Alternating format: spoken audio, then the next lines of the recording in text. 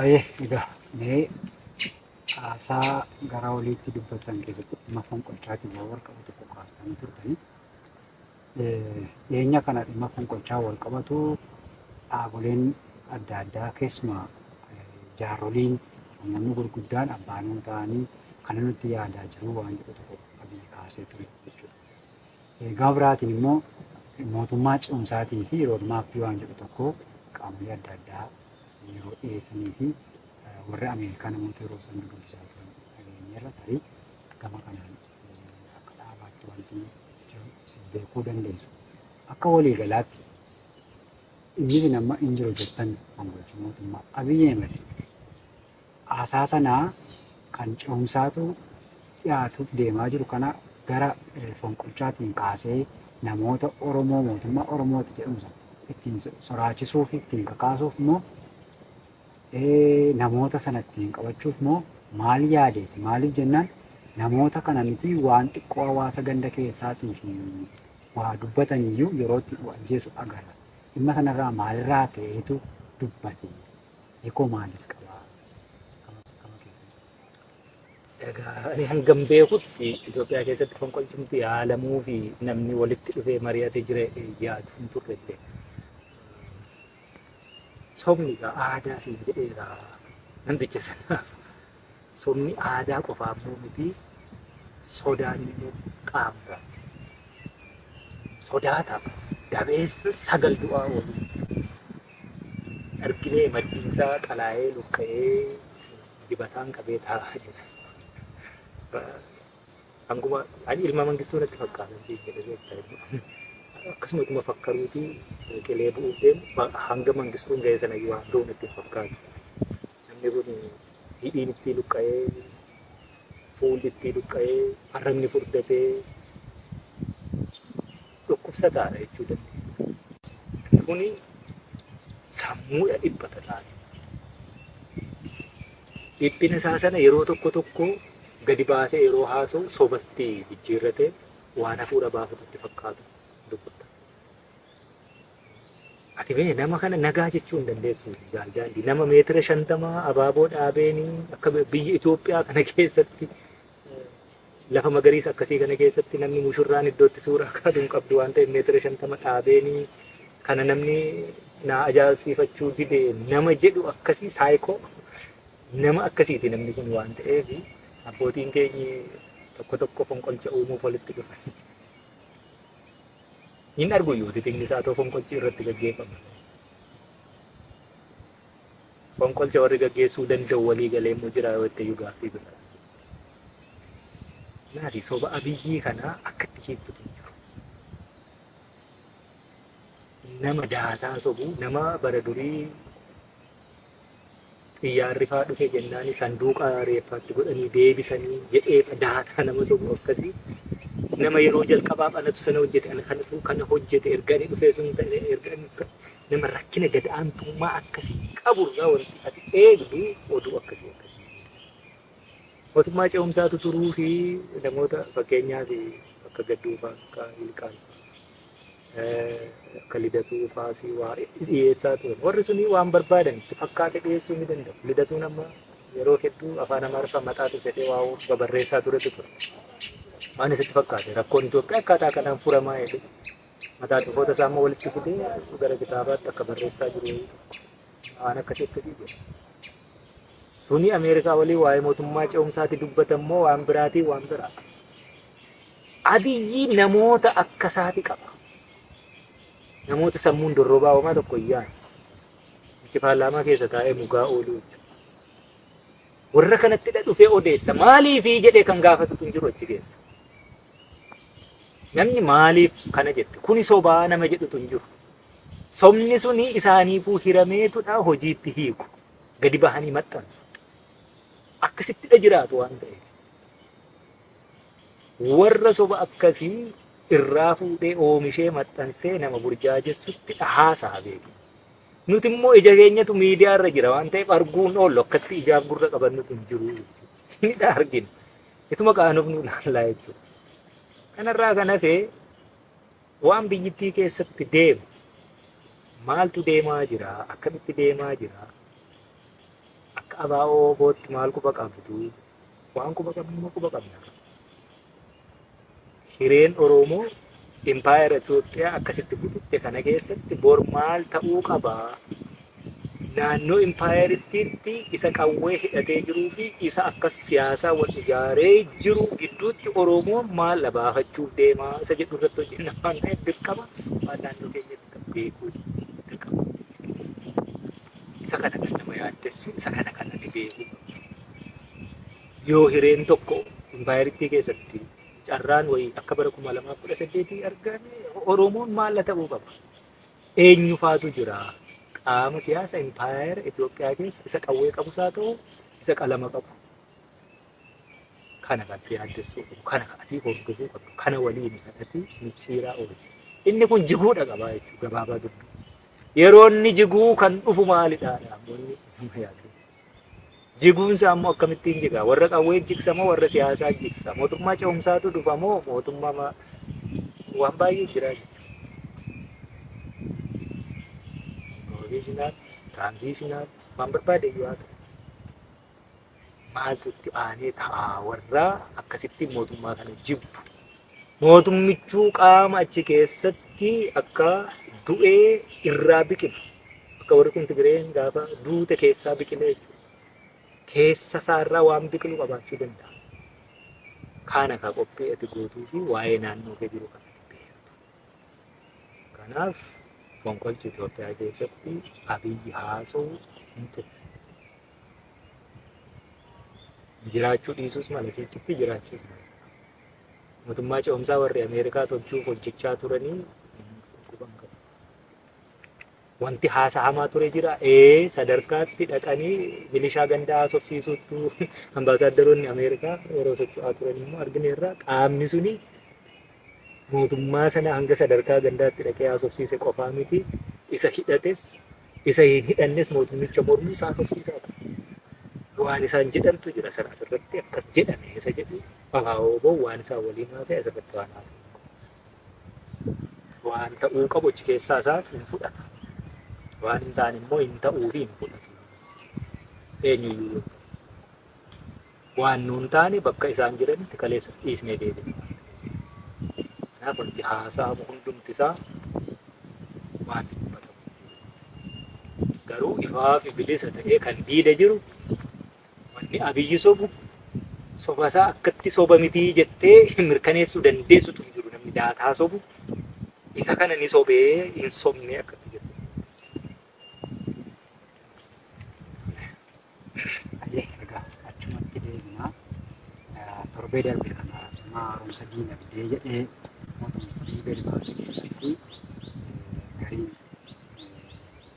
humna bittaa maallaqaa gadi buusee kan jedhanii gariin immoo guyyaatti exchange rates kan jedhu guyyaan maallaqni geeddaramaa kan jedhanii kaasamu jira. Sanaan wal qabatee garuu jijjiirraan maallaqaa doolaara ol ka'uudhaan guyyuma sana gatiin aga biddeen gogaatti yeroo dabale agarra. Qaaleensa kanaan dura ture isaan lakkoofsa gadi buusanii daataa sobdatanii 19 gadi fidan kana deebisee yeroo ammeessamtu agarra. Deeggarsa kun hundumtuu kan taasifame ammoo deeggarsa IMF fi World Bank irraa liqaaf deeggarsa argataniirraa jedhama. Kanaaf deeggarsii fi liqii naannoo sanarratti argamu tokko akkuma Abiy Ahmed fa'aa akkuma kaleessaa IMF fi World Banking warra kan dhiyaate jedhanii arrabsaa turan ejjennoo sana qabaataniiru. Erga argatanii immoo wanni isaan argatan kun uummata ni fayyadamu. Ni miidhaa eenyuun irra gargaaruuf wanni alatti dhufamu. Ayyee isa kana gaasila warri profeshinii isaanii gara ikoonoomii fa'aa ta'e yoo dubbatan irra bareeda. Ani haguma natti fakkaate yoo irraa jedhe floating currency exchange ratein yeroo hedduu infleeshinii hamaadha fida biyya keessatti. Amma biyyittii kana keessatti wanti ta'e money devaluation sila devaluation ini in dhaabbata haga devaluate exchange rate ini dollar waliin shantamaa ta'uu dhibbaa ta'uu dhibbaaf shantamaa ta'uu fiiksididha ta'a. Amma kun filootidha godhe. Kun abbuma fedhee murteessa. Gabaa to'achuutu hin danda'amu. Silaa gabaan kan inni hundaa'u oomisharra dhaabbateeti. Biyyittiin immoo oomisha hin qabdu. Oomisha exchange rate yookaan immoo against dollar biyyittiin inni kunis sobarratti kan inni ijaarame jaalladha. Uummata miiliyoona 26 sanaa oltu beelarra jira yeroo jedhamee dubbatamutti qamadii biyya alaatti ergaa jirra. Namni irra deddeebi'ee akkamitti akkas ta'a waan kun nuu ifuu didee yeroo jedhutti kana jechuun keenyi qamadii silaa mootummaan waan nu gargaaru biyya alaarraa bitee fidee nutti gurguru asumatti itti gurguruu barbaada. Ekspoortiin keenya. Kanaaf wanni filoot godhu suni hin dhaabbatu jechuudha. Murtaa'aa miti. Gabaa to'achuu mayyuu hin dandeessu. Adeemsa keessa biyyittii keessatti maallaqni gatii dhabuu qofaa osoo hin taane gatii dhabeellee erga gatii dhabee gabaan to'atamee iddoo itti inni itti dhaabbatu fiiksid.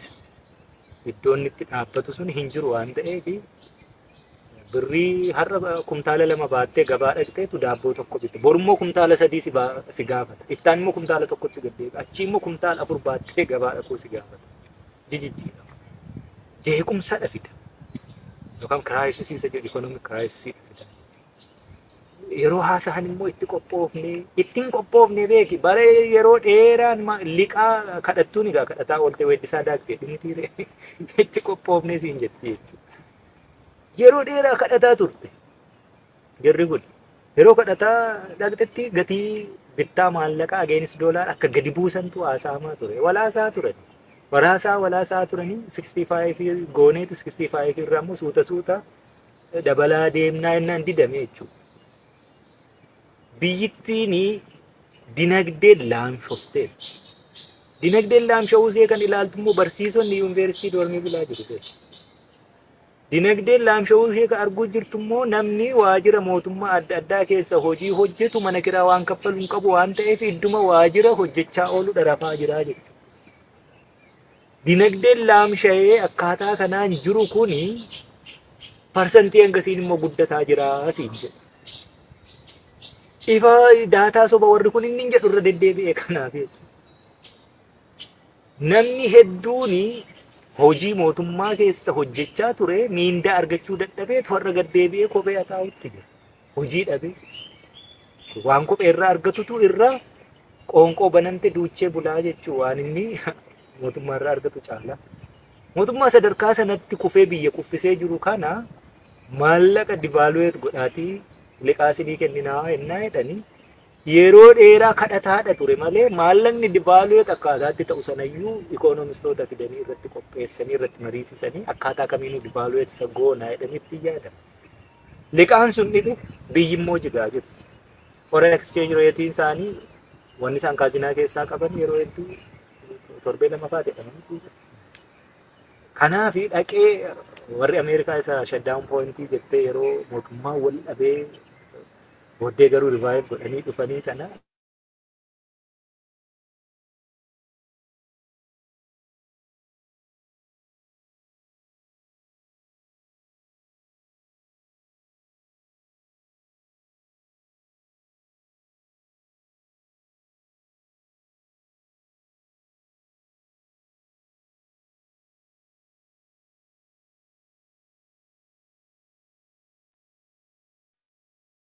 silaa malu qopheessine rakkoo akkaataatti dinagdeen kufe kana keessaa bahuu dandeenyu biyya alaatti ergaa jirra. Namni irra deddeebi'ee akkamitti akkas ta'a waan kun nuu ifuu didee yeroo jedhutti kana jechuun keenyi qamadii silaa mootummaan waan nu gargaaru biyya alaarraa bitee fidee nutti gurguru asumatti itti gurguruu barbaada. Ekspoortiin keenya. Kanaaf wanni filoot godhu suni hin dhaabbatu jechuudha. Murtaa'aa miti. Gabaa to'achuu mayyuu hin dandeessu. Adeemsa keessa biyyittii keessatti maallaqni gatii dhabuu qofaa osoo hin taane gatii dhabeellee erga gatii dhabee gabaan to'atamee iddoo itti inni itti dhaabbatu fiiksid. Iddoon itti dhaabbatu sun hin jiru waan ta'eef birrii har'a kumtaala 2 baattee gabaa dhaqxeetu daabboo tokko bitte. Borummoo kumtaala 3 si gaafata. Iftaan immoo kumtaala tokkotti gaddeebi'a. Achii immoo kumtaala 4 baattee gabaa dhaquu si gaafata. Jijjiirama. Jeequmsa fida. Yookaan kiraayisisii isa jedhu ikonoomik kiraayisisii fida.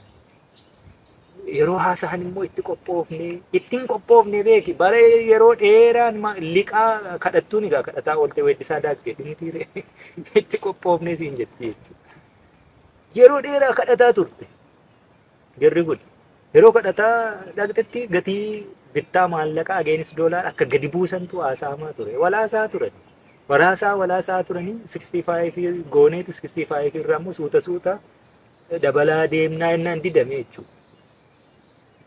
Biyyittiin dinagdeen laamshofteedha. Dinagdeen laamsha'uu ishee kan ilaaltu immoo barsiisonni yuunivarsiitii doormii bulaa jiru.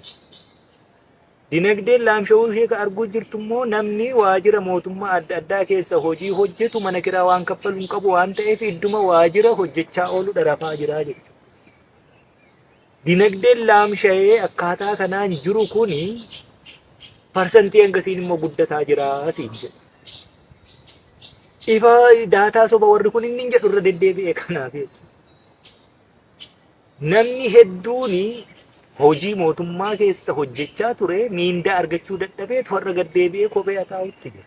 Hojii dhabee waan kophee irraa argatutu irraa qoonqoo banamte duuchee bulaa jechuu waan inni mootummaa irraa argatu caalaa. Mootummaa sadarkaa sanatti kufee biyya kuffisee jiru kana maallaqa divaaluweet godhaatii liqaasinii kenninaa ennaa jedhanii yeroo dheeraa kadhataadha ture malee maallaqni divaaluweet akkaataatti ta'u sanayyuu ikoonomistoota fidanii irratti qopheessanii irratti mariisisanii akkaataa kamiinuu divaaluweet isa goonaa jedhanitti yaadama. Liqaan sun dhibe biyyi immoo jigaa jiru. Foreign exchange reetiin isaanii wanni isaan kaazinaa keessaa qaban yeroo hedduu torbee lama fa'aa jedhamanii kanaaf dhaqee warri Ameerikaa isa shutdown pointii jettee yeroo mootummaa wal dhabee booddee garuu revive godhanii dhufanii sana kuni akka ikoonoomii akkasiiyyuu miti malee gara cufamuuti jechuudha. Hunda waan kafalu dhabee harka maratee taa'uuti ga'e waan ta'eef dirqama waan baankiin addunyaa fi international monetary fundiin sun jedhe fudhachuun dirqama. Gaafa fudhatanoo nama sobuu immoo barbaadu gabaa to'annee waan silaa malu qopheessine rakkoo akkaataatti dinagdeen kufe kana keessaa bahuu dandeenyu rood maappii isaa tolfannee jedhaniitu buleema maal ta'e ituma waliin argite sana daabboo bituutu dadhabamaa birriin feestaal yookaan baala ta'a. Baala sana immoo daabboo tokko bituuf 60 baatte achi booddee immoo nootii hanga ammaatti nootiin Itoophiyaa hanga ammaa 100 darbeen beekamti fakkaata. Baruma nootiin Itoophiyaa piriint ta'uu jalqabe irraa ka'e barana miti akka 200 godhe. Kana booddee achi maallaqicha akkatti baannutu hin jiru waan ta'eef akka biyya Zimbaabuwee fa'aa 1 miiliyoon nootii fa'aa piriint gochuu nama gaafachuuf deeman. As feela kufaatii malee guddina miti. Kufaatii akkasii kana keessatti sayyoo yeroo inni filootu godhu immoo naggaadeen akka barbaadetti zayitiin suuqii kanaa birrii 50 achi immoo birrii 500 achi immoo birrii 5,000 ta'uu danda'a. Uummati siichi dhiiga dhaboof deema. Akkanatti fakkaatu. Dhiiga dhala nama boosu jira. Maleesaa uummata kaleessa imimmaan boohaa turedha. Imimmaan qoorsa miti dhiiga nama boosisuuf deema. Sana irratti immoo maaltu hin jiru? Gama kamiin iyyuu beeke wantichi ituma warri ikoonomistii waan kana dhufanii sirriitti itti qorataniitudha. Rakkoo dinagdee kana rivaayiv gochuuf hojjetan ta'ee nagaatu immoo hin jiru biyyattii keessa. Lolaa jira. Nagaa waa hunda dursa. Biyya lolli jirtu wal waraansi jiru keessatti biyya mootummaan abbaa irree akkasitti caccabaa fi bututaa burkutaa jiru keessatti daataa jiru immoo uummataaf dhiyeessuu caalaa sobaanii haguugee jiraachuu fedhu keessatti uummanni waan deemu irratti waan ifa ta'e akkaawuntabiliitiin biyya hin jirre akkasii kana keessatti gabaan to'atamuu danda'a. Namni rasaasa bitee wal dhaqaa oola. Uummanni bahee galuu dadhabee ukkaanfamaa jira waan ta'eef. Warri achirra jiru garuu har'ayyuu daabboo nyaattanii bulaa jirtu jedhee nama sobu waan ta'eef biyyi kuni kufaatiin ishee silaaftuu sammuu dhalootaa keessatti Itoophiyaa waan jettu walooti akkatti ani ilaalu kan bira akkatti sabni biraa ilaalu kan bira akkatti sabni Oromoo jechuu waan hin dandeenye akkatti Oromoon Itoophiyummaa ilaalu jira akkatti Habashaan ilaalu jira akkatti warri kibbarra jiru akkatti warri kaabarra jiru akkatti warri gara bahaarra jiru akkatti warri dhiharra jiru sabaaf sablammiin Itoophiyaa Itoophiyummaa isaa akkatti ilaalee irratti waa walii galle kooman ta'eyyuu hin qabnu. Biyya buna oomishtu maaliidhaa walii galaafaa yeroo buna Itoophiyaa caalaa warri oomishanii ta'a. Koffii Arabikaa fa'aa Laatiinaa fa'aa jiran warri kuni. Nuti identiitiin Itoophiyummaa itti walii gallu hin jiru jechuudha. Biyya akkasii kana keessatti biyyi akkasii immoo accountabilitiin keessa hin jirre waa hundi immoo sobaanii haguugamee deemu keessatti dinagdeen akkasitti kufe kun wal waraansa itti fufsiisa.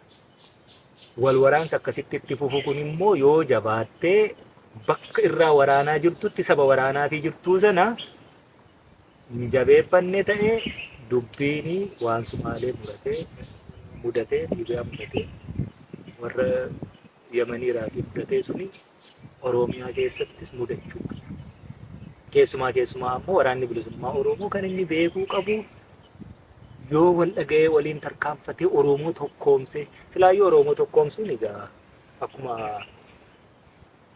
Dr. Gammachuun jedhee tokko san godhin jedhanii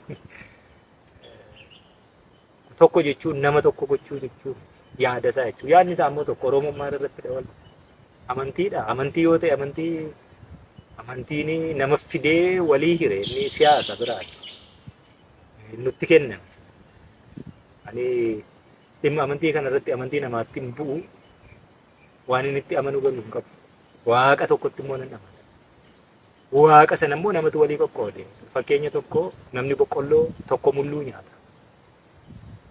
Tokko waaddii nyaata, tokko akaawwii nyaata.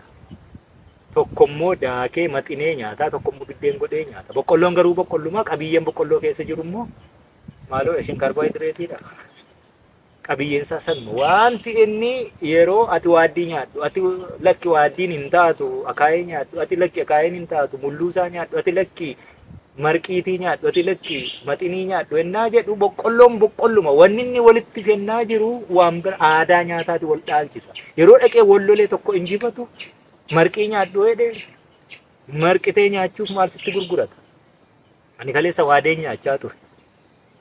Amma aadaa isaa humnaan na fudhachiise. Aadaa nyaata boqqolloo. Boqqolloon boqqolluma garuu boqqolloo iddoo biraa naa fide. Boqqolloon boqqollittii mataate sana yeroo na nyaachisuu barbaadu bifa ishee jijjiiree natti fida. Yeroo bifa jijjiirummoo walii waan inni ittiin bilcheeffadhudha natti fida. Biizines natti gurguraa jira. Kaleessa boqqolloon ibidduman qabsiisaa jalan kaa'an hawwatalaa. Ati immoo fuutee humnaan na injifatte marqee nyaadhuu isa kana sirriidha naan jette. Hayyee marqee nyaachuu yeroo deemu boqqolloon boqqolluma marqee nyaachuuf immoo jalqabayyuu daakuu na gaafata. Waan ittiin daaku sirraa bituun naqa. Aadaa nyaataa kee na dhaalchistee achi immoo fiddee meeshaa nyaataa kee illee natti gurgurtaa jechuudha. Achirraa meeshaa ittiin daaku bitee ka'ee immoo ittiin bukeessuu na gaafata. Erga yookaan yoon tolchate yookaan immoo xuwwee ittiin marqu na gaafata. Sunsuma na gaafata. Waan meeqa na gaafata. Amantii jechuun akkasii. Namni waaqa namaa kennu hin jiru. Waaqni durayyuu jira. Jabbiin gaafa dhalattu jalqabeessa deemti jaalladhi. Gara harma haadha mucha haadhaa qabachuudha. Eenyutu xaddisiisa? Waaqa jechuun akkasii hafuuraa jechuudha. Nama keessa jiraata gaafa dhalattu. Namni nama fudhachiisu jiru. Namni namaa kennis namni namarraa fudhatu jiru. Inni Awurooppaarraa asii as nutti dhufe yoo Afrikaatu gara Awurooppaatti kolonii gaggeesseera ta'e silaa namni yoo nama ree wachaa laga bu'a ta'uu danda'a fa'a. Faranjiin jechuudha. Kanaafiyyuu Oromoon amantiin iyyuu adda sambaafi namaaf fideetti galu. Akkatti kennametti immoo Islaamaa ta'u Kiristaana. Waaqeffataa ta'u waan barbaadeyyuu haa ta'u kabajamee fi abbaan isaa fudhatee bula. Garuu wal nu waraanchisu. Gargar nu baasu. Namni hundiyyuu waaqni tokkumadha. Waaqa burree jedhee isa kana waaqa sii kennu hin jiru. Hooda sagadaa aadaa sagadaatii amantii sana akkaataa itti sagaddu uffata isaa waan meeqa akkaataa itti galma sagadaa sana ijaartudha si jijjiirsiisa. Achi keessa immoo buusii guddaatu jira miseensa horachuudha. Kanaaf wal hawwachuu barbaada. Kanaaf wal ajjeesa malee waaqni achi taa'ee namaan naa ajjeese tolchee hin jiru. Waaqni tokko jiru sun immoo hafuurri suni akka jabbiin gaafa dhalattu otoo eenyuyyuutti nimiin duudaan sun kaatee mucha haadhaa qabattu sana amantiin hafuura nama keessa jiraata. Namni nama fudhachiisu nama. Kanaaf Oromoon amantiin wadda bo'ochuu godha. Isa kutaa dhiisiisa maalii dhiisa. Ammoo amantiin kan dhuunfaati kan abbaati. Biyyi immoo kan walooti. Tokkummaa akkasii biyyi qabu. Kuni koomsine inni waan nuti dhaadannuuf hin jiru jechuudha. Ilaalchi Dr. Gammachuu illee akkasatti tokko inni durayyuu tokko jiraatu. waa waliin nu jiraachisutu baay'ee isaa malee waan gargar nu baasu homaayyuu hin jiru afaan Oromoo dubbata. Miyaati qaba. Oromiyaa immoo gabrummaa jalaa baasuu fi hiree qabsoo irra jirru bilisummaa dhabarra. Kanaaf uummata akkasii kana qabannee hiree impaayera Itoophiyaa keessatti hireen isaa maal ta'uu qabdi jettu sanarrattidha hojjechuun Oromoon inni keessa jirus inni ala jirus achi keessattuu uummanni Oromoo siyaasa keessatti baay'ee ga'a. Wareegama haa kaffaluyyuu malee hirmaannaa impaayera siyaasa Itoophiyaa jijjiiruu keessatti waggoota hedduu erga tokko hidhee walloon cabee kaasee hanga goda Boorana Wallagga gahutti duulli Minilik yeroo irratti deemee cabeetii booddee bayyanatee ka'ee siyaasa Itoophiyaa keessatti waa hedduu jijjiiruu irratti duubatti hafeera. Ammoo muka jigee ciisutti qottoon baay'ee. Silaa mukti qoree qabu guddaa jiru namni akka barbaade sarmee yaabbatee dameerraan murata. Kanaaf sabni of ijaaree yeroo dheeraa birookiraasii sana keessa ture wal dhagaa wal beeka. Sabni immoo xiqqoo akka Oromoo kanaa gabrummaa jala ture akka muka jigeeti waan jaartiifis hin salphatanii deemu daa'imaafis hin salphatu. Dargaggeessas haa ta'u shamarranii isa humna qabu hin qabneeti mukti jigee ciisu hunduu bahee qo'ataa jechuudha. Kanaaf Oromoo akkasitti yeroo qo'atanii gama isa qooduun sun baay'ee. Kun hafuu qaba. Dhaloota keessumaayyuu carraansaa dhaloota qubaas dhaloota qubee ta'es kanaafi. Lamaan isaa wal bira deemee abaa'oon woboon siyaasa waraana waliin deemsisaa jiru kuni hiree Oromoo san akkasittiin murteessuuf deemu Oromoon immoo kuma kitil maalii miileenaan jechuudha. Keessatti hirmaataa jiru kuni burjaajii keessa wal gashuu dhiise. Quba walitti qabuu dhiise. Kan darbe silallee jalqabee jechuudha. Haguuyyumfamanii itti fakkaasiinsaa ta'uu dadhabaniisaa ta'uu waan barbaade. As irratti hojjechuurra warra kana nutu dhale, nutu dhalchee, nutu oomishe, bu'aa oomisha keenyaati. Gabrummaa hundeen buqqisuu dadhabne dhaloota mootti guddisneerraa nuun jedhanii keessaa bahanii gadoomanii yoo ta'anii gaha. As tuttuquunsu. Sa'a eegee ofii nyaattu ta'uu hin qabu yookaan sa'a mucha ofii hootu ta'uu ittiin. Abaaboon dargaggeessi amma qabsoo keessa jiru kun waan kana xumuratti gochuuf wareegama kaffalu gufuu ta'anii dura dhaabbachuu hin barbaachisu. Callisanii waan lafarra hin jirre waraana lafarra hin jirre waraana tolchanii jaarmiyaa maaloo idil addunyaa gamtaa maalii jaal daandii masaa hooggana ishee godhanii daandiin kunoo kan yookaan anumaan immoo gara biraa zoonii akkasii yoo hafe irra gaarii Oromoof hin taatu. Yoo rakkoon jiraatte Oromoo wal danda'a buusee walii kennuu danda'a. An kanaachi abaaboon kallattii baaburicha hadiida sirrii qabsiisee deemu uummanni Oromoo kanatti jalatti hiriire diina lolu. Hireen biraan jiru. Diina immoo kan lolu qawwee qofaan hedduu jira. Kanaaf kana hundumaa keessatti qooda fudhatee Oromoon gara fuulduraatti waan uumamu kana keessatti kansaa dhadhaa mataasaa baafachuu danda'u irratti hojjechuu qaba. Sanaaf immoo egaa gaachana akka ta'ee jiru waardiyaansaa waraana bilisummaa Oromoo ABO jedha. Adda bilisummaa Oromoo waraana bilisummaa Oromoo jedha. Dhaabatee jiru jedha. Adeemaa jiru waan ta'eef uummanni Oromoo inni keessaas inni alaas ololaaf bolola waa hundumaaf bakka kennuu dhiisee kana hojjechuu. Ololtuun hin ololti malee utuma hortuun mortuutiin mortuusi hojii inni horuun horaa jechuudha. Akkasii. Dhaggeeffattootaaf daawwattoota keenya kan maree qophii addaatiin ajajaa olaanaa ABO jaalmarroo qaban yaadnee gara xumuraatti geessaa jirra. Yaada xumuraatiin gooticha waraana bilisummaa Oromoo dirree irra jiru akkasumas tokkummaa hooggansaa yeroo ammaa keessaa fulbaanaa kudhan 2024 irraa ka'ee erga waal ta'ee caasaan bu'uun sabaa kan qubee jiraachuu hojii jajjabduu qabu jabaan mooraa qabsoo Oromootti diinni injifachaa jiru argamu. Hojii jajjabaatu gaggeeffamaa jira. Ammas carraa kana yeroo adda addaatti waraanas ittis argamu. Gooticha waraana bilisummaa Oromootiin qaamolee qabsoo kana milkeessuuf socho'aa jiranii akkuma uummata Oromootiin dhaamsan gabaabinaan yaada keessa dhiyeessaatii. Ayyee fayyaa ta'ii waraanni bilisummaa Oromoo hooggana, qondaala, miseensa hundi isaatu jechuudha. Hooggana itti erga ta'ee wal dhaga'ee elaamee akka qabee fi qadaadaatti walitti galee hojjechaa jira. Waan sana irratti waan hin jedhu hin qabu, hin jijjiiramiin haa dabaluu, wal dhaga'uu jirra, wal dhaggeeffatuu jirra. Qilleensi nun seeniin akkasumatti itti fufnaa. Suni silaaftuu yeroo irraa yerootti wal argina waan ta'eef carraa kanaanis akkasuma jechuun barbaada. Hooggana taanee qondaalli waraana bilisummaa Oromoo dirree Oromiyaa zooniilee hunda keessa jiru lolee lolchiisu qorameellee ilaaleera lafa hooggansisaan jirretti.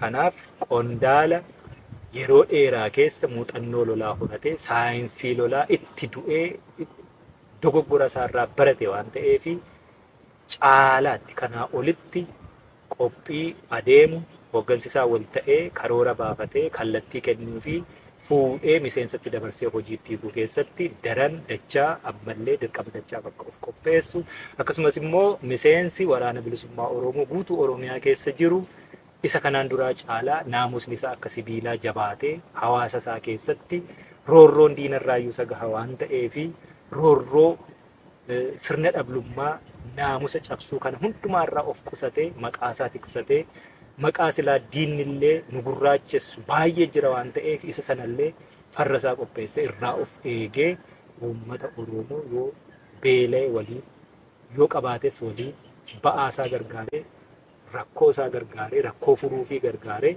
kallattii dhamma kenname akkasiin ta'ee jira waan ta'eef dirqama isaa immoo dirree lolaa irratti baatu qondaala isaatiin itti kennamu hooggana isaarraa itti dhufu hojiitti hiikuuf of qopheessuu bakka jiru hundumaatti immoo wal itichaa deemu kanaan dura mooraa leenjii marsaa kamirratti akka ta'e beeku dubbii baalli tokko yoo mukarraa buute mukicha waamniitu hin qabdu.